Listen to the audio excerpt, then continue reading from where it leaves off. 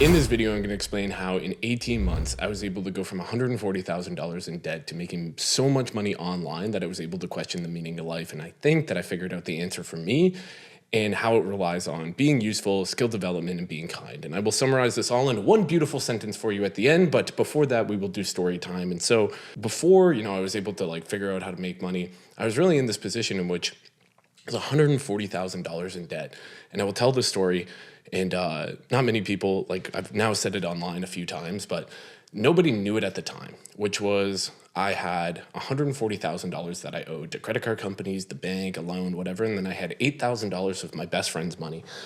And I was driving back home from Christmas from my parents' house. And I just spent like $400 on gifts. And it was money that was also not mine. It was a loan from a coach. And because he just felt bad that he wanted me to have Christmas gifts. And so I spent the $400 on Christmas gifts, and I went to the local drugstore, and I just got chocolate and a blanket and just random assembly of things rather than anything actually meaningful, just because I didn't want to show up empty-handed. And on the way home, I was driving a 2007 Toyota Corolla, and I had maxed out all of my credit cards. I had no money in any of my bank accounts, and I had to put gas in the car. And my partner at the time had no idea how bad things were. And I filled up the tank with gas, and I remember walking into that gas station and just thinking, I have no way to pay for this. And in realizing that I didn't have any way to pay for this, I was like, well, I can't just drive away. So what I did is I transferred credit card points to cash, and then I cash app the person behind me. And I said, hey, I need you to pay for my gas. And I sent them $25, and the gas ended up being 20. And I was like, I really needed that $5. And so I remember just thinking about walking back to my car, and I couldn't tell my partner what happened. I couldn't tell her how bad things were. And I just remember thinking, dude, you have $140,000 that you owe to a bank, $8,000 that you owe to other people. You drive the most fuel-efficient vehicle to ever exist, and you can't afford to pay gas in it. And I went through this whole cycle of woe is me, and I got super upset. And I immediately went back to work because I realized that the only thing that was going to get me out of this position was just effort. And it was just violence, honestly. And so over the next 18 months, I skyrocketed my income. I ended up landing a super high paying gig that was paying me $750,000 a year. And I stayed there and I milked it, honestly, and I just became very useful. And in that time, I was working with hundreds of business owners, learning the ins and outs of business. And throughout that time, I realized that wow, the actual enjoyment isn't coming from the paychecks or the things that I was spending the money on. The enjoyment was coming from work. And I didn't consciously realize this at the time, but as I was doing the work, I felt so fulfilled because I kept getting all these people high-fiving me, giving me hugs, telling me how helpful I am, how useful I am, how my sacrifice actually meant something. And when people tell you that your effort and your sacrifice has helped them, there's really no better feeling, honestly. And so throughout that, I ended up making a decent chunk of change, and I didn't really want to spend my money on anything. I liked the place that I live. I got a car, and I got upgraded furniture, and then I was like, holy crap, it is really hard to spend all this money. And I know that sounds like a super privileged white dude thing to say, but it is. and so all this money that I was chasing, because it was the constant marketing message of you got to make $100,000 a month or you're nothing, you're worthless. And I just kept feeding into this, and I just kept believing that. And I realized, I was like, wow. So I took a year off. And during that year off, I just kind of chilled. I did some freelancing work. I traveled the world, and I spent a bunch of time going to different places. I went to Costa Rica a few times. Highly recommend it. And in this time, I was doing a whole bunch of self-reflection. I was doing medicinal psilocybin, medicinal. And all this, I was just looking for the answer. I was like, why am I not happy? I have all the money. I have a woman who loves me. What the hell? What's missing? And I realized that the thing that was missing was purpose and being useful. And so since turning things back on and being useful, that's where the fulfillment comes from, is remembering and hearing that your sacrifice, your effort has helped somebody, and getting that acknowledgement from somebody else, that high five that you did the thing helped somebody. And there's really not a better feeling than that. And so as I was seeking all this like happiness, I realized that like seeking happiness actually like happiness happens. Fulfillment happens. You don't get it. And happiness is not something that you obtain. And throughout like all the time in which I was like just kind of chilling, for lack of a better term, I realized that I lacked fulfillment and I was lacking happiness. And I'm here to now encourage people to become more useful and develop skills and help be kind to each other. And so the whole mission of my company is to build great companies through praise rather than punishment. And in addition to that, it's also just like to help the individual stack their skills. And so I think that like no matter who you are, wherever you're at, you can become a more useful person and therefore make more money because people pay for skills. Companies pay for skills. There's no two ways about that. Like the more useful that you are, the more money that you will make. And I would just like to encourage more people to be useful and not only encourage them, but also like give them the tools, the guidance, everything that they need to become more useful. And so what does that actually look like? Well, it comes back to like behavior, learning a skill. So I have different options to teach people sales, how to leverage their income online with like freelancing, how to grow and scale a business, and then how to also like run a sales team, how to run a business. And so I have all these skills that I have done myself and I've coached hundreds of people to do successfully. And I really just like lean into that a lot more. So I'll tell you kind of like how this all came up, because after you make a decent amount of money and then you don't spend it and you're sitting on this pile of cash, you're like, well, what the hell do I do with all this money and my time? And you start to like look inwards and you ask all these existential questions of like, what's the meaning of life? Why are we here? What do I want? What am I going to do? And I just realized that like just because I can ask the question doesn't mean that there's an answer to it. Like just because I can make the noise with my face doesn't mean that there's actually an answer or a right one or anything. And so in me seeking the answers to all these questions, I realized that like there really isn't one. And like I just had to look back at like when were the times that I was the most fulfilled? And it was ultimately just when I was doing stuff, like doing useful things for other people. And so that's where I came back to being more useful for other people, which is where we are now.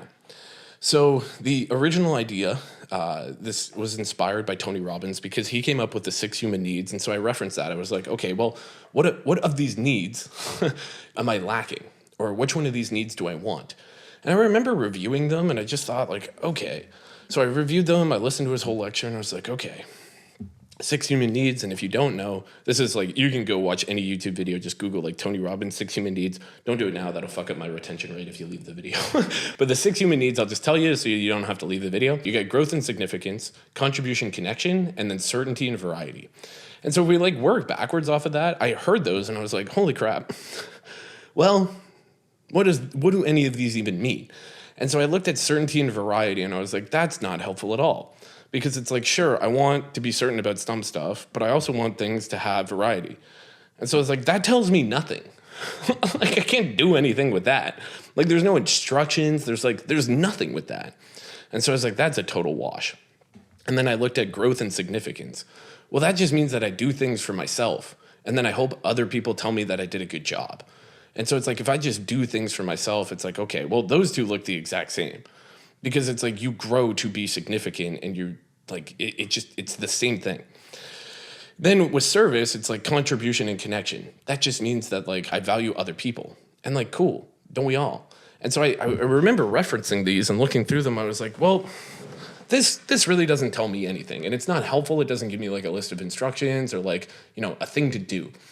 And so I remember just reading them and then thinking, I was like, well, it just basically seems like to me, we do things for ourselves and we do things for other people. And ideally we do it in a way that benefits them. And by benefit, I mean like either solves a problem or fulfills a need. And so if we do things for ourselves that solve a problem or fulfill a need, and we do things for others that solve a problem or fulfill a need, then we have 4 types of behavior.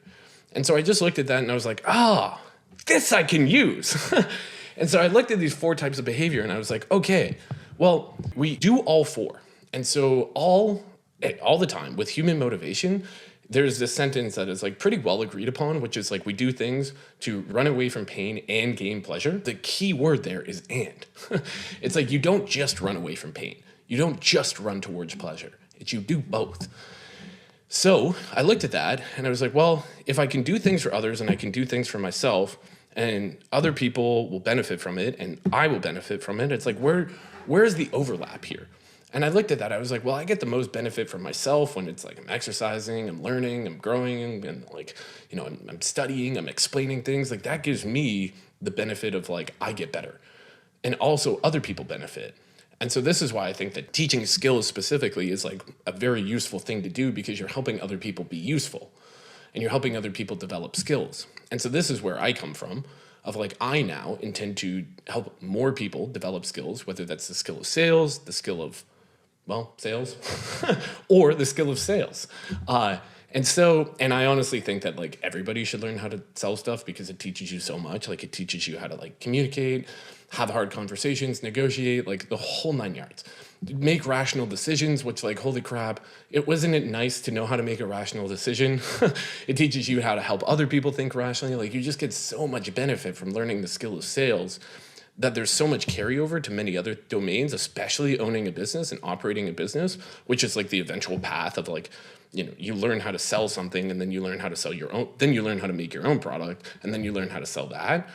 Well, you already know how to sell, so you just like restructure that skill basically. All this to say is that I looked at the 4 types of human needs, or the 4 ways that we behave basically. And I was like, how can I fulfill all 4 of these boxes? So you have power, you have service. You do things for yourself, you do things for other people. So power, you do things for yourself. Service, you do things for other people. Now, what you do is ideally beneficial to them. Benefit being defined by you either help them run away from a pain, solve a problem, or you help them fulfill a desire. If we actually want to get like super science backed by this, we have 2 functions as human beings. We have stay alive. Great, good, we're both doing that right now. We also have fun. I'm currently doing that. Hopefully you are too.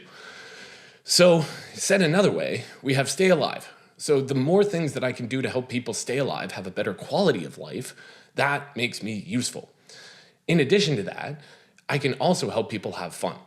And I can also have fun myself. And that way, I'm helping people solve problems and fulfill desires. And so there's not a single desire that people have that I wouldn't put under the category of fun. And so that's why it's like when people have an arbitrary goal of like making $10 million or having a 6-pack or like having limitless energy or whatever, all that is just fun, because your basic problem is solved. You have effectively stayed alive. Like you are doing such a good job of staying alive that you get to have fun. Kind of cool. And so I just look at this of skill as the catalyst to those things. Now, how that actually translates into like where I came from in my like meaning that I have on life now is I came down to 1 sentence, and I was like, and like fight me on the sentence, honestly. It's the way that like I derive meaning from life.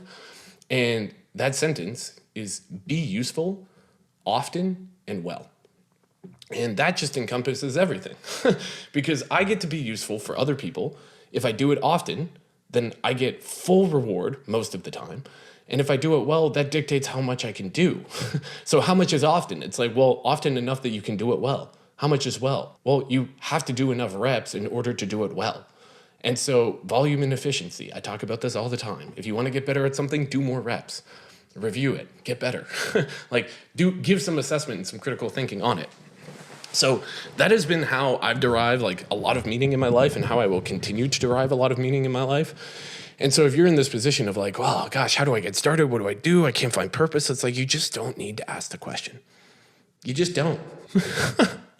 Like, just because you can make a noise with your face doesn't mean that you have to have an existential crisis. Like, just because you can't find anything on Netflix doesn't mean that you have to think about like hard philosophical questions.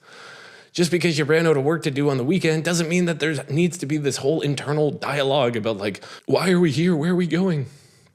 You just don't have to. You just don't. You can, and I would consider that fun. Because step 1 is stay alive. Step 2 is have fun. And I would put the category, or I would put existential questions under the category of have fun. Which is, I understand they're not when you're doing them, been there. But like, you don't have to. Therefore, fun. So anyway, hopefully this video has been helpful. If you want more information, if you want to like learn how to build skills or just straight up be more useful and more kind to people, click the link in the bio. There's a whole bunch of options for you. Like, I know it's a lot. I have so many people just telling me, hey, just do one thing. I'm like, this is one thing. I'm going to make the world a better place by helping people be more useful and kind to each other. Great. Cool. Thanks for hanging out. I love you a ton. I hope you have a great day. Go be kind and be useful. Wait, Ellen said be kind. I can't say be kind. Go be useful with a smile. There you go.